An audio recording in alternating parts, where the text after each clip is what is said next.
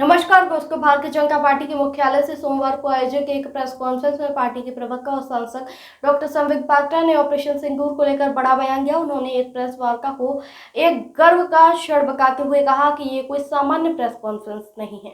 संबित पात्रा ने कहा कि जब मैं आज भारतीय जनता पार्टी के मुख्यालय में बैठा हूँ तो मुझे केवल एक प्रवक्ता या सांसद नहीं बल्कि एक भारतीय के रूप में बोलने का गर्व महसूस हो रहा है। पिछले कुछ दिनों से भारत ने ऑपरेशन सिंदूर के माध्यम से पाकिस्तान में आतंकवादी ठिकानों को खत्म किया है, जो आतंकवाद के खिलाफ भारत की निर्णायक भूमिका को दर्शाता है। आगे उन्होंने ये कहा कि ये ऑपरेशन न केवल सैन्य दृष्टिकोण से बल्कि राजनीतिक और कूटनीतिक दृष्टिकोण से भी अत्यंत महत्वपूर्ण है। देश को पहले ही डीजीएमओ द्वारा सभी तथ्यों से अवगत कराया जा चुका है, लेकिन आज मैं सरल भाषा में ये समझाना चाहता हूँ कि ऑपरेशन सिंदूर का असली अर्थ क्या है।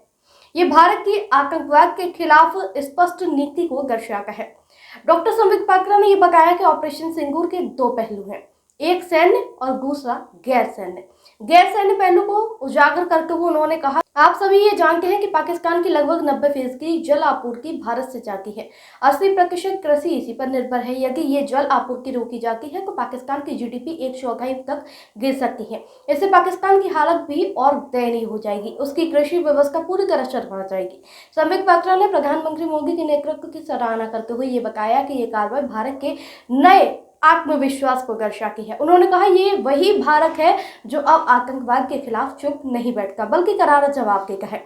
ऑपरेशन सिंदूर इसका प्रत्यक्ष उदाहरण है। सभी को बहुत बहुत अभिनंदन एवं धन्यवाद। यह प्रेस कॉन्फ्रेंस आज एक गर्व से भर देने वाला क्षण है, क्योंकि यह कोई साधारण प्रेस कॉन्फ्रेंस नहीं है। मैं बैठा जरूर भारतीय जनता पार्टी के कक्ष में हूं, हेड ऑफिस में हूं, मगर मुझे लगता है मैं केवल एक भारतीय जनता पार्टी के प्रवक्ता के नाते नहीं, केवल भारतीय जनता पार्टी के एक सांसद या कार्यकर्ता के नाते नहीं, एक भारतीय के नाते, एक इंडियन के नाते आज ये प्रेस कॉन्फ्रेंस कर रहा हूं।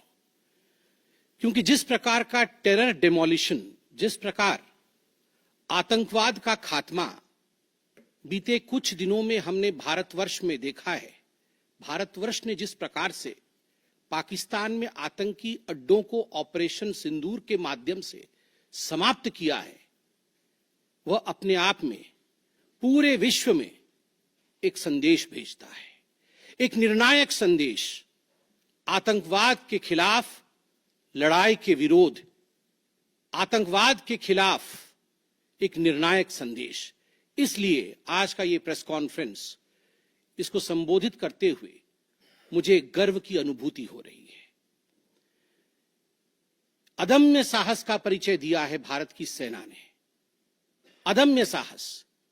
आज भारतीय जनता पार्टी और हम सभी कार्यकर्ता, आज सारा भारत धन्यवाद करता है भारत की आर्मी का, भारत की सेना का, भारत की एयरफोर्स का, भारत की नेवी का और उन तमाम जाबाज सेनानियों का, जिनके कारण आज ऑपरेशन सिंदूर सफल हुआ है।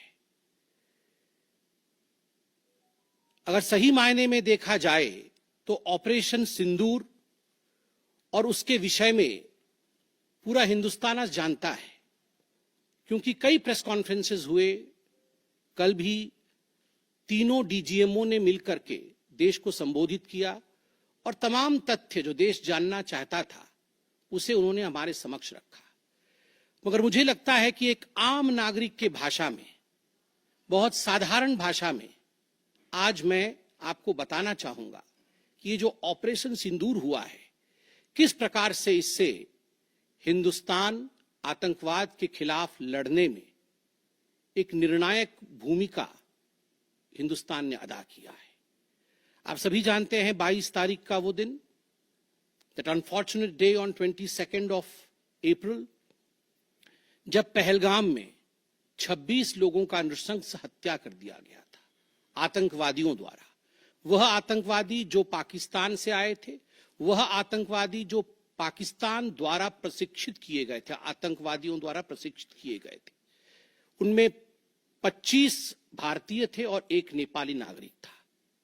प्रधानमंत्री श्री नरेंद्र मोदी उस समय विदेश दौरे में थे, सऊदी अरब में थे। प्रधानमंत्री नरेंद्र मोदी तुरंत भारत लौट के आते हैं और उन्होंने जनता की बात को सुना। जनता ने उस समय एक मांग रखी कि आतंकवाद के ऊपर हमला हो, हमें बदला लेना है पहलगाम के इस आतंकवादी हमले का। प्रधानमंत्री ने बिहार की भूमि से ऐलान किया और यह वादा किया कि मैं वादा करता हूं कि जो आपकी इच्छा है कि आतंकवाद के खिलाफ हमला होगा, हम पहलगाम के इस आतंकवादी हमले का बदला लेंगे। We will avenge the death of 26 people. प्रधानमंत्री ने कहा यह जो बदला होगा यह आतंकवादियों के कल्पना से बाहर का बदला होगा, और जो बदला हुआ वो आतंकवादियों के कल्पना के बाहर का बदला था। प्रधानमंत्री जी ने कहा कि हम घुस के मारेंगे और मिट्टी में मिलाएंगे आतंकवादी के ठिकानों को, और आतंकवादियों के ठिकानों को प्रधानमंत्री नरेंद्र मोदी जी के निर्णय ने और हमारे सेना के अदम्य साहस ने मिट्टी में मिलाने का काम किया। यह वादा प्रधानमंत्री नरेंद्र मोदी जी का था। 22 तारीख से 7 मई तक लगभग ये 14 दिन आप सभी ने देखा पूरे भारतवर्ष में एक प्रकार से एक माहौल टेंशन का था, प्रेशर का था कि तुरंत निर्णय किया जाए, तुरंत एक्शन में आया जाए। बहुत सूझबूझ के साथ, सोच समझ करके, स्ट्रैटेजी के साथ। पाकिस्तान भी जानता था कि हमला होगा, एयर स्ट्राइक पहले हो चुका था, किस प्रकार सर्जिकल स्ट्राइक पहले हो चुकी थी। पाकिस्तान पूरी तरह जानता था कि इस बार भी छोड़ा नहीं जाएगा, मगर उसके बावजूद पाकिस्तान इतना दिमाग लगाने के पश्चात वह डेट नहीं जान पाया जिस दिन यह हमला होना था। 22 तारीख से 7 तारीख के बीच में कुछ नॉन मिलिट्री एक्शंस जिन्होंने पाकिस्तान को कमजोर किया, वह प्रधानमंत्री नरेंद्र मोदी जी ने और भारत की सरकार ने लिया। ये जो ऑपरेशन सिंदूर है, इसका एक मिलिट्री पोर्शन है तो एक नॉन मिलिट्री पोर्शन भी है। और नॉन मिलिट्री पोर्शन में सबसे बड़ी बात इंडस वाटर ट्रीटी, जो सिंधु नदी समझौता 1960 का था, उसे स्थगित किया गया, अबेयंस में रखा गया। आप सभी जानते हैं लगभग 90% पाकिस्तान जो है इसी पानी पर निर्भर करता है। लगभग 80% उनका जो कृषि है इस पानी पर निर्भर करता है। इस पानी को यदि रोक दिया जाए तो पाकिस्तान की 1/4 जीडीपी गिर जाती है। इस पाकिस्तान को अगर इस पानी से वंचित रखा जाए तो पाकिस्तान के हालात वैसे होंगे कि उनकी जीडीपी लुढ़केगी, कृषि लुढ़केगा। केवल कृषि और जीडीपी नहीं, उनके पावर कट्स होंगे और इस प्रकार का माहौल पाकिस्तान में पैदा होगा कि पाकिस्तान एक फ्रजाइल स्टेट के रूप में, अभी भी फ्रजाइल है, और फ्रजाइल स्टेट के रूप में वो सामने आएगा। झेलम और चनाब अब संपूर्ण रूप से भारत सरकार के अधिकार में है, अधिकार क्षेत्र में है। और जिस प्रकार से यहां हम बांध बनाने की और रिवर को आगे बढ़ाने की बात कर रहे हैं, नए रिजर्वॉयर, इरिगेशन और हाइड्रो पावर से जम्मू कश्मीर, लद्दाख, पंजाब एवं हरियाणा, इन राज्यों को बहुत फायदा मिलने वाला है। ये कहा गया कि पानी और खून एक साथ नहीं बहेगा।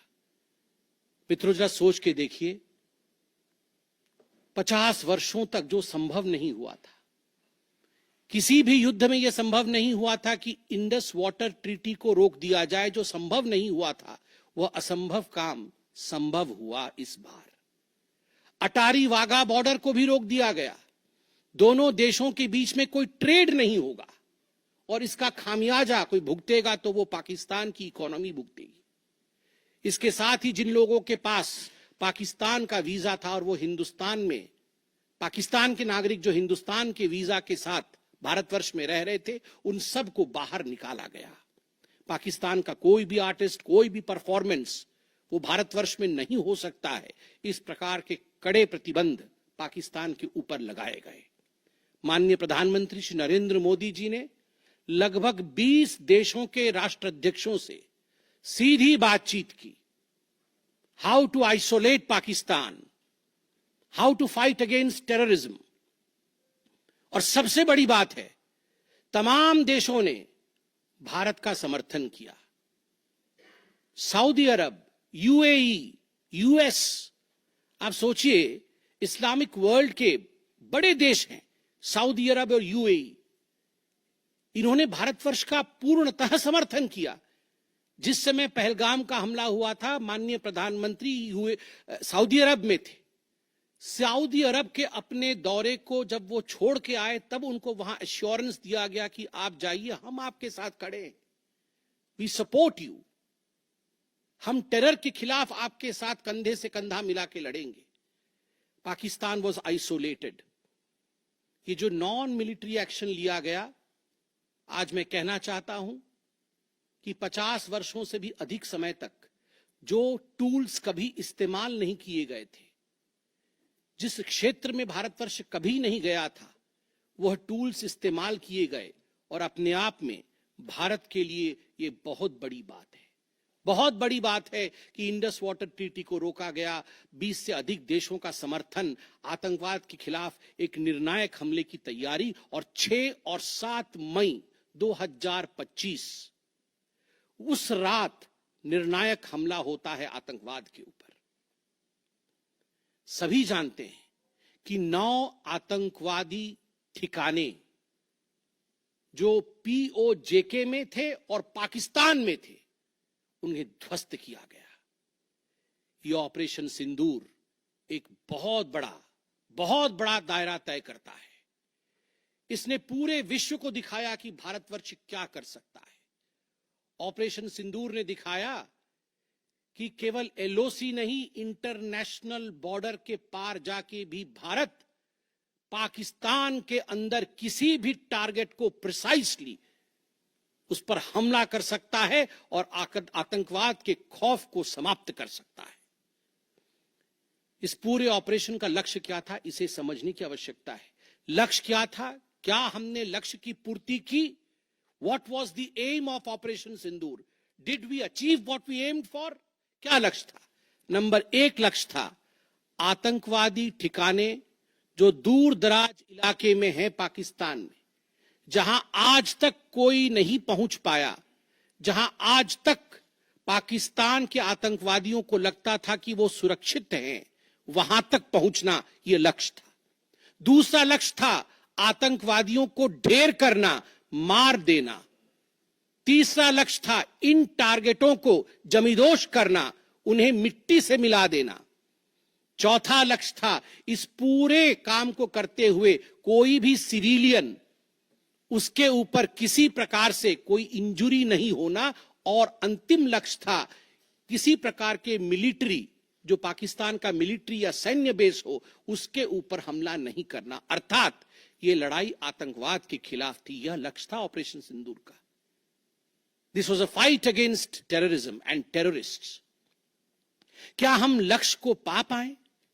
आप देखिए, जब यह हमला हुआ तो 9 ठिकाने ध्वस्त हुए, उनमें 5 पीओजेके में थे, पाक ऑक्यूपाइड जम्मू कश्मीर में, और 4 पाकिस्तान में थे। सबसे बड़ी बात है, पहली बार पंजाब प्रोविंस, जो कि पाकिस्तान का एक बहुत स्ट्रेटेजिक लोकेशन है, पंजाब प्रोविंस उनका हृदय है पाकिस्तान का, उसके अंदर भारतवर्ष घुस करके आतंकवादियों का सफाया करता है। यह अपने आप में छोटी बात नहीं है। This is a big achievement as far as Operation Sindoor is concerned. Lashkar-e-Taiba, Jaish-e-Mohammed, Hizbul Mujahideen, इनके ठिकाने ध्वस्त होते हैं। और मैं यहां वो नाम पढ़ना चाहूंगा। ये जो 9 नाम है, 9 आतंकवादी ठिकाने, मैं आज देश से अपील करना चाहूंगा, तमाम भारतीयों से अपील करना चाहूंगा कि ये नाम हमें स्मरण करना है। आने वाले 100 वर्षों तक हमें इन नामों को याद दिलाते रहना है, दोहराना है।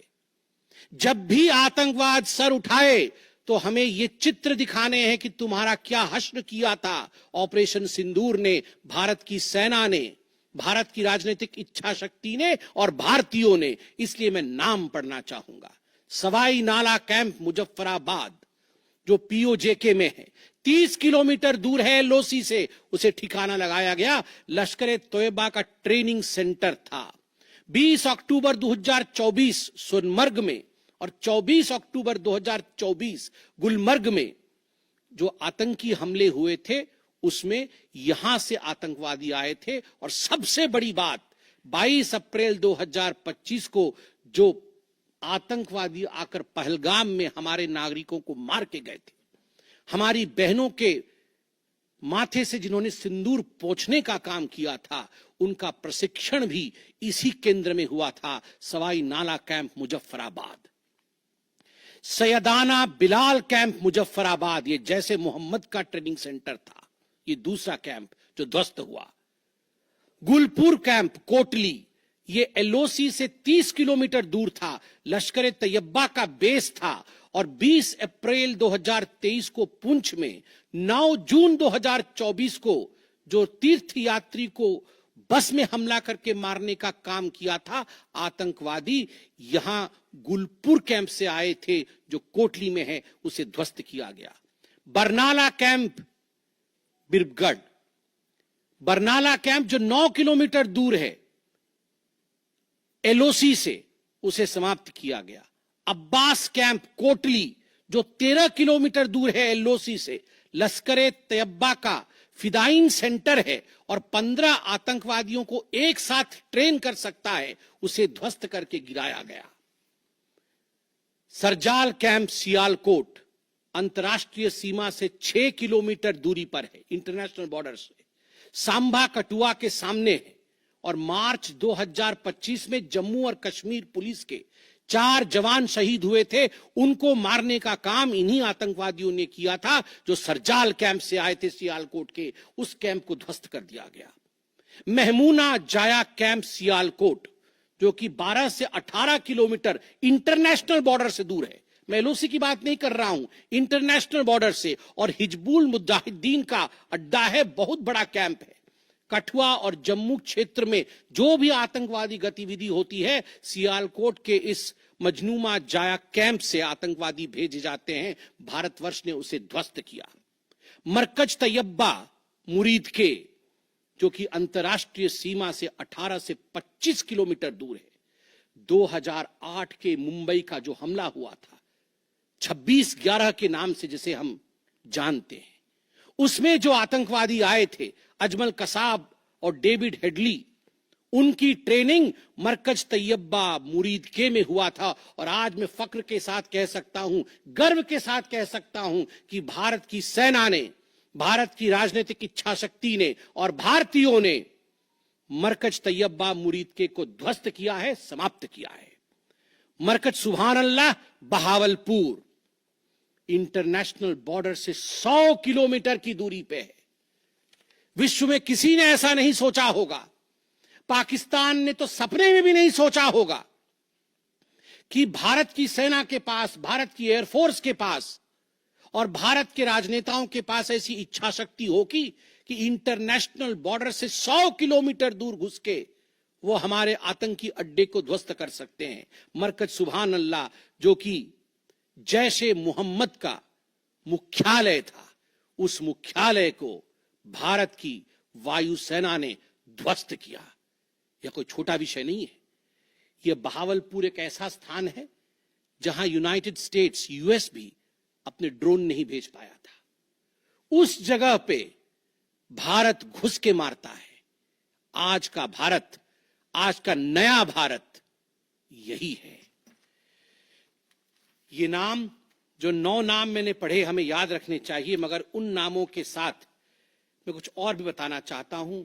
जो आतंकवादी मारे गए, एक लक्ष्य था आतंक के ठिकानों को, आतंक के अड्डों को सफाई करना, ध्वस्त कर देना।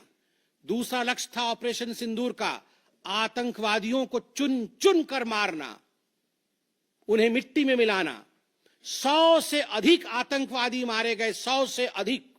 मैं कुछ आतंकवादियों के नाम पढ़ता हूं जिनको कि हम डिस्कस करते थे डिबेट्स में, टीवी पे, यूएन में, जिनको कि यूएस ने भी कंडेम कर रखा था। मैं नाम पढ़ रहा हूं। मुदस्सर कादियान खास उर्फ मुदस्सर उर्फ अबू जुंदाल, अबू जुंदाल नाम से हम जानते थे इस आतंकवादी को, और जो लश्कर तैयबा का आतंकवादी था वो मरकज तैयबा का जो मुरीदके में है उसका इंचार्ज था।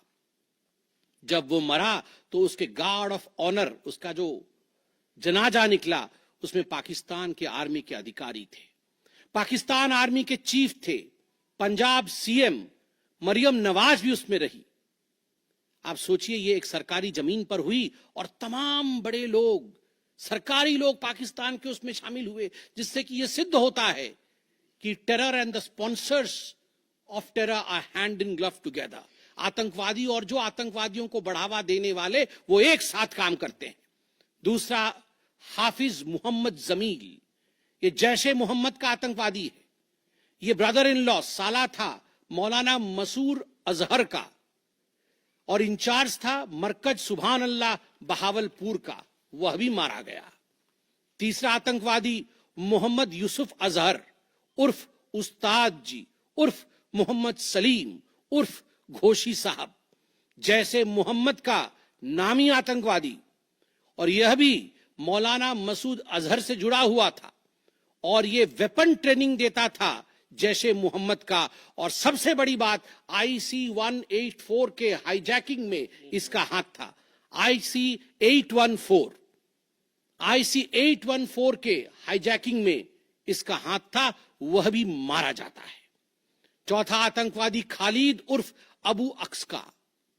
खालिद ये लश्कर तैयबा का आतंकवादी था, फैसलाबाद में मारा गया और वहां उसका फ्यूनरल होता है। अब मैं ये तस्वीर दिखाना चाहूंगा, आप ये तस्वीर देखिए। ये तस्वीर कोई साधारण तस्वीर नहीं है, यह तस्वीर है उन आतंकवादियों का जिनका जनाजा निकला। और इस तस्वीर में मैं दिखाना चाहूंगा कि ये जो खड़ा है सामने व्यक्ति, इस व्यक्ति का नाम है, ये LET का कमांडर है, लश्कर तैयबा का कमांडर है अब्दुल रऊफ।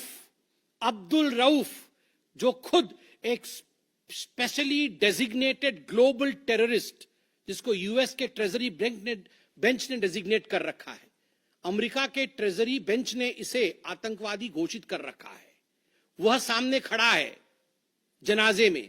और उसके पीछे जो खड़े हैं, मैं एक एक करके नाम पढ़ता हूं। लेफ्टिनेंट जनरल फैयाज हुसैन शाह, जो कि लेफ्टिनेंट जनरल है पाकिस्तान आर्मी के। मेजर जनरल राव इमरान सरताज, जो कि मेजर जनरल है पाकिस्तान आर्मी के। ब्रिगेडियर मोहम्मद फुरकान शब्बीर, पाकिस्तान आर्मी के। Doctor Usman Anwar, IGP Punjab. और मलिक सोहेब अहमद बर्थ, member of provincial assembly of Punjab. ये बड़े बड़े लोग, तथाकथित सरकार के बड़े बड़े लोग पाकिस्तान के आतंकवादियों के जनाजा में शामिल होने आए हैं। और जनाजे को लीड कर रहा है एक आतंकवादी, डेजिग्नेटेड आतंकवादी। और आप देखिए ये बिफोर और आफ्टर, ये जितने भी मैंने आपको अभी आतंकवादी ठिकानों का नाम बताया, किस प्रकार उनकी परिस्थिति थी और क्या उनकी परिस्थिति हुई, यह इस तस्वीर से हम देख सकते हैं। तो उद्देश्य मैं बता रहा था, ऑपरेशन सिंदूर का उद्देश्य बहुत स्पष्ट था। उसका उद्देश्य था आतंकवाद के ठिकाने को ध्वस्त करना, आतंकवादियों को मारना और आतंकवाद के खिलाफ एक संदेश भेजना, और उसमें हम सफल हुए। पहली बार एक बात पूरे विश्व ने देखा कि पाकिस्तान का हर इंच भारत के पहुंच के अंदर है। कोई कोना पाकिस्तान का ऐसा नहीं है जो भारत के पहुंच से बाहर हो। और आप सोच के देखिए, पाकिस्तान का एयर डिफेंस सिस्टम फेल हो जाता है। पाकिस्तान का एयर डिफेंस सिस्टम फेल हो जाता है जिस समय 6 और 7 के रात के बीच ये पूरी कार्यवाही हो रही थी। रफाल विमान द्वारा स्काल्प और हैमर मिसाइल्स के माध्यम से 23 मिनट के अंदर, 23 मिनट्स के अंदर एक विंडो था, जिस विंडो के अंदर ये 9 के 9 आतंकवादी ठिकाने उन्हें ध्वस्त कर दिए गए। 23 मिनट में पूरा विश्व ने देखा कि भारत क्या कर सकता है। मुझे लगता है पूरे विश्व में इस प्रकार से 23 मिनट के अंदर इतने प्रेसिशन के साथ आतंकवादी ठिकानों पर हमला किसी देश ने पहले किया होगा। और जब यह पूरा एक्सरसाइज समाप्त हुआ, उसके बाद जब हमारे एमईए ने, हमारी आर्मी ने प्रेस कॉन्फ्रेंस किया, तो उसमें कुछ 4 शब्द बहुत महत्वपूर्ण थे।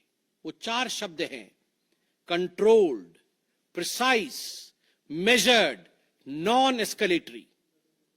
हमने ये जो 9 अड्डे ध्वस्त किए वो कंट्रोल्ड तरीके से ध्वस्त किए। प्रिसाइज, कोई सिविलियन अड्डा या कोई मिलिट्री टारगेट नहीं था, प्रिसाइज टारगेट था आतंकवादी ठिकाने, उनको ध्वस्त कर दिए। मेजर्ड, जितना ध्वस्त करना था उतना ध्वस्त किया, उसके अगल बगल के किसी स्ट्रक्चर को ध्वस्त नहीं किया। जहां आतंकवादी थे उनके ठिकाने में घुस के उनको मार के निकले। और नॉन एस्केलेटरी मतलब युद्ध को बढ़ाने वाला नहीं, नॉन एस्केलेटरी, क्योंकि the primary escalation was Pahalgam. जो मूल एस्केलेशन था वो 22 अप्रैल को पहलगाम में पाकिस्तान ने किया था, हमने रिएक्ट किया नॉन एस्केलेटरी। ये 4 शब्द अपने आप को परिभाषित करते हैं कि ऑपरेशन सिंदूर का लक्ष्य क्या था। ऑपरेशन सिंदूर का जो लक्ष्य था, ऑपरेशन सिंदूर ने उसे 100% पूर्ण किया, 100% पूर्ण किया। इसलिए आज हिंदुस्तान, भारतवर्ष गर्व के साथ कह सकता है कि ऑपरेशन सिंदूर एक ऐसा ऑपरेशन था जो 100% सक्सेसफुल था। और जितने हमारे जाबाज पायलट्स गए थे राफेल के साथ, उतने लौट के आए और आतंकवादी ठिकानों को ध्वस्त करके आए, और किसी सिविलियन को नहीं मारा, किसी मिलिट्री बेस को नहीं मारा।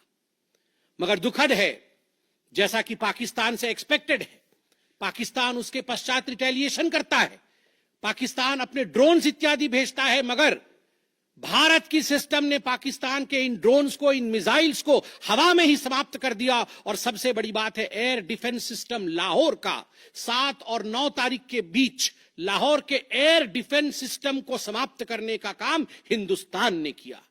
और 9 और 10 तारीख के बीच, 9 मई और 10 मई के बीच 11 एयर बेसेस को, पाकिस्तान के 11 एयर बेसेस को ध्वस्त करने का काम भारतवर्ष ने रिटेलिएशन में किया। जब पाकिस्तान ने भारतवर्ष के ऊपर एस्केलेशन किया तो भारतवर्ष ने 11 एयर बेसेस को समाप्त किया। इन एयर बेसेस के नाम भी हमें याद रखने चाहिए। तमाम भारतीयों को वो 9 नाम आतंकवादी ठिकाने याद रखने चाहिए, स्मरण होना चाहिए। और ये जो 11 एयरबेस हैं, हिंदुस्तान अपने पर आ जाए तो क्या कर सकता है अपने लोगों को बचाने के लिए। ये 11 नाम भी मैं पढ़ता हूं। नूर खान, ये नूर खान वह एयरबेस है जहां पर एयर टू एयर रीफ्यूएलिंग करने की क्षमता है। हवा में उड़ रही हो अगर आपका विमान, तो एयर टू एयर रीफ्यूएलिंग यही नूर खान से हो सकती है। जब भारत ने नूर खान को ध्वस्त किया तो जो जहाज थे पाकिस्तान के, उनके पास वो क्षमता नहीं रही कि वो हवा में अधिक समय तक युद्ध कर सके, उन्हें नीचे उतरना ही पड़ा। नूर खान, रफीकी, मुरीद, सुक्कूर, सियालकोट, पसरूर, चुनियान, सरगोदा, स्कारू, बुलारी और जकोबाबाद, ये तमाम मैं फोटोज लेके आया हूं। जकोबाबाद का ये फोटो देखिए, क्या था पहले और क्या हुआ बाद में, क्या था पहले और क्या हुआ बाद में, आप देख सकते हैं परखच्चे उड़ गए। यह है प्रिसीशन ऑफ इंडियाज अटैक। तमाम फोटो हैं यहां पे, किस प्रकार से हमने एक एक करके उनके एयर बेसेस को समाप्त किया। आप देख सकते हैं सारे एयर बेसेस के हम फोटो लेके आए हैं, जकोबाबाद से लेके बाकी तमाम। क्योंकि आपने ये सब देखा हुआ है, मैं अधिक समय नहीं लूंगा। आर्मी ने आपको दिखाया है, डीजीएमओज ने आपको दिखाया है, इसलिए मैं इसको आपको दिखा के दोबारा, I would not like to take much time, but मैं रिमाइंड करना चाहूंगा कि 11 एयर बेसेस को हमने ध्वस्त किया। और इसमें एक बड़ा विषय है, पहली बार विश्व में किसी देश ने एक न्यूक्लियर कंट्री के अंदर घुस करके उनके एयर बेसेस को समाप्त करने का काम किया। पाकिस्तान एक न्यूक्लियर कंट्री है, उसके अंदर घुस करके उनके एयर बेसेस को 20% पाकिस्तान के एयरफोर्स के इंफ्रास्ट्रक्चर को भारतवर्ष ने नाकाम कर दिया। 20% of PAF's infra was destroyed by India. Just imagine, एक न्यूक्लियर कंट्री है, उसमें घुसकर मारना, यह अपने आप में पूरे विश्व में पहला इंस्टेंस है।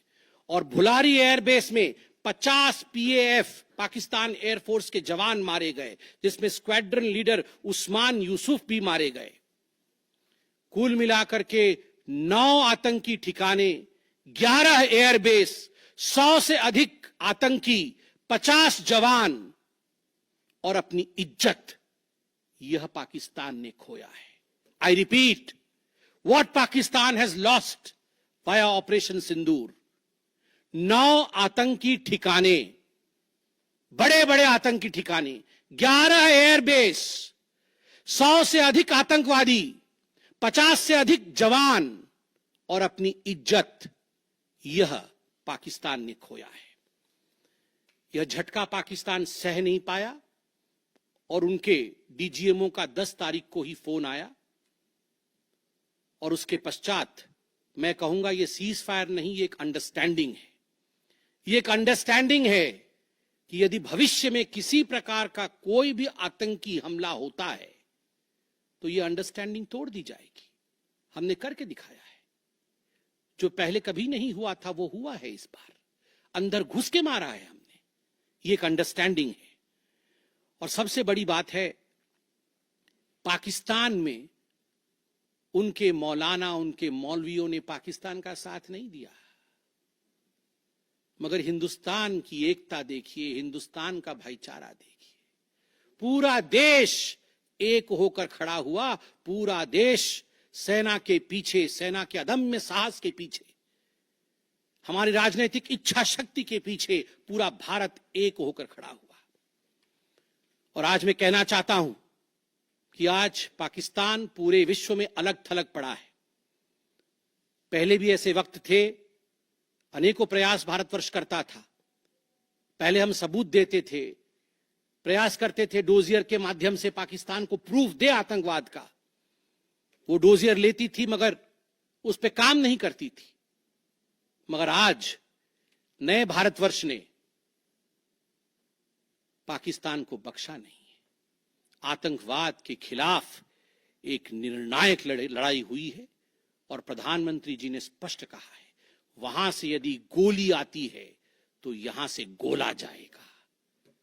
इसी के साथ मैं अपने वक्तव्य को समाप्त करता हूं। कोई प्रश्न हो तो अवश्य पूछे।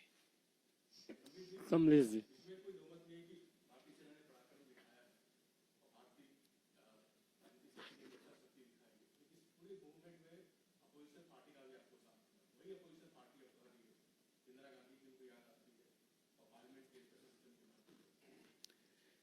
देखिए, मुझे लगता है आज का दिन पूरे भारत का दिन है।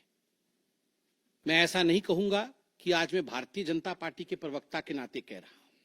मैंने शुरू में ही कहा था, आज मैं भारतवर्ष के एक साधारण नागरिक के रूप में जो अदम्य साहस हमारे सेना ने दिखाया है उसका विवरण किया। पाकिस्तान ने क्या खोया है और हिंदुस्तान ने क्या पाया है वो मैंने आपको दिखाया है। इसमें तमाम पॉलिटिकल पार्टी ने एकजुटता दिखाई, यह भी अपने आप में एक बहुत बड़ी अचीवमेंट है, बहुत बड़ी बात है। और आज मैं नहीं चाहता हूं मैं किसी की आलोचना करूं, और मैंने कहा कि विगत दिनों में वह भी एक प्रयास था, जहां हम प्रूफ देने की कोशिश करते थे, हम डोजियर इत्यादि देते थे, हम 26/11 भी हुआ था, उस समय भी हमने प्रयास किया था कि हम पाकिस्तान को समझाएं कि देखो तुम्हारे आतंकी आके क्या कर रहे हैं हमारे देश में। मगर पाकिस्तान मानता नहीं था। पाकिस्तान को लगता था कि they can take India for granted. मगर अब परिस्थिति बदले हुए हैं। अब कोई हिम्मत नहीं कर सकता है इंडिया के ऊपर आंख उठा के देखने का। आमोद राय।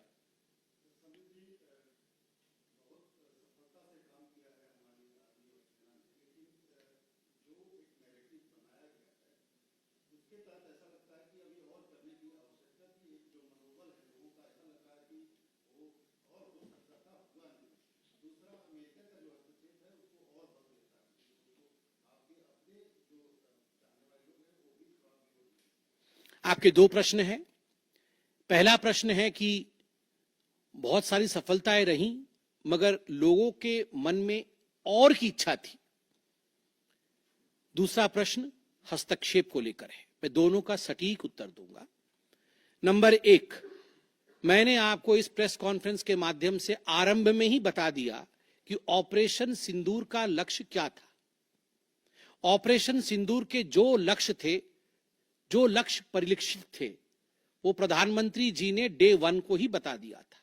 आतंकवाद के ऊपर हमला, कल्पना से परे सजा आतंकवादियों को, चुन चुनकर मारना और उनके अड्डों को ध्वस्त करना, और सेना के अदम्य साहस ने यह करके दिखाया। आतंकवादी अड्डे ध्वस्त हुए, आतंकवादी मारे गए। यह हमारा परिलक्षित लक्ष्य था।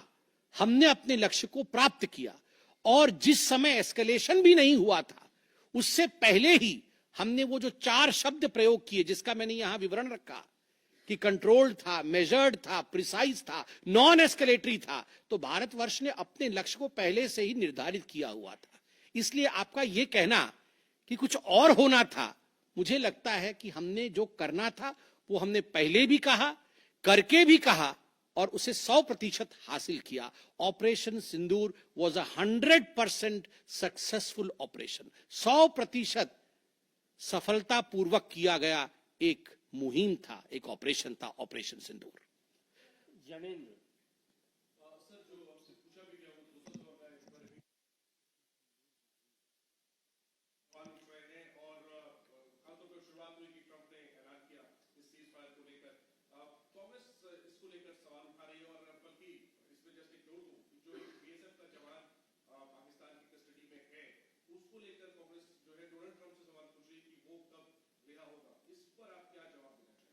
देखिए, पहली बात तो है, जहां तक मध्यस्थता इत्यादि का विषय है, मैंने बहुत स्पष्ट रूप से कहा अभी, जितना मेरे डोमेन में नॉलेज है, और डीजीएमओज ने अपने प्रेस कॉन्फ्रेंस में एक बार नहीं कई बार कहा कि फोन हमारे डीजीएमओ को पाकिस्तान के डीजीएमओ का आया था।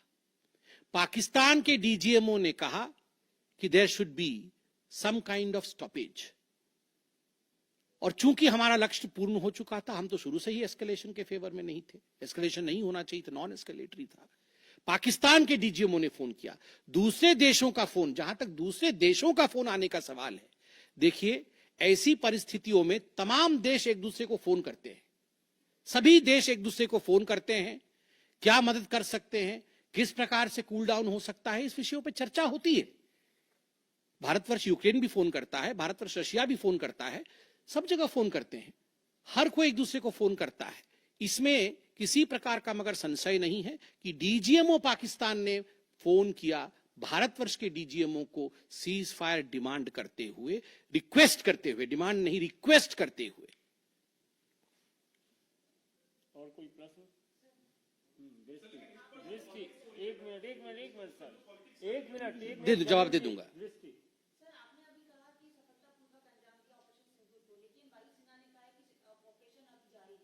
बिल्कुल, ऑपरेशन अभी जारी है, और मैंने कहा, माननीय प्रधानमंत्री जी ने स्वयं कहा है, गोली आएगी तो गोला जाएगा। तो अगर गोली आएगी तो गोला जाएगा। तो इसलिए ऑपरेशन सिंदूर समाप्त नहीं हुआ है। इंतजार कि अगर आंख उठाया तो उसका जवाब दिया जाएगा। देखिए, ये आपको क्या लगता है, इन प्रश्नों का जवाब कि जंग के लिए हमारी क्या तैयारी है, इसका जवाब प्रवक्ता देंगे। इसका जवाब तो जहां उचित फोरम में होना चाहिए वो देंगे।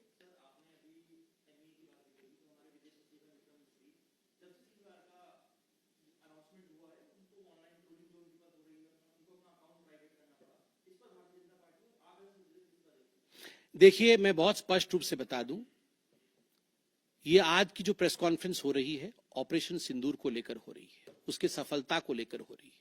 और तमाम लोग जो ऑपरेशन सिंदूर से जुड़े हुए थे, चाहे वो सेना हो, चाहे वो हमारी राजनीतिक घटक हो, चाहे वो हमारे ब्यूरोक्रेट्स हो, उन सभी का सलाम है। उन सबको हम रेस्पेक्ट के साथ देखते हैं। और सही बात है, सोशल मीडिया एक टूल जरूर है, मगर सोशल मीडिया के आधार पर यह कह देना कि किस प्रकार से देश आगे बढ़ेगा, ये निर्णय नहीं हो सकता है। बहुत बहुत धन्यवाद। दोस्तों, आपकी राय हमें कमेंट में जरूर बताएं। ऐसे ही लेटेस्ट अपडेट के लिए हमारे चैनल रॉयल बुलेटिन को लाइक, शेयर और सब्सक्राइब करना न भूलें।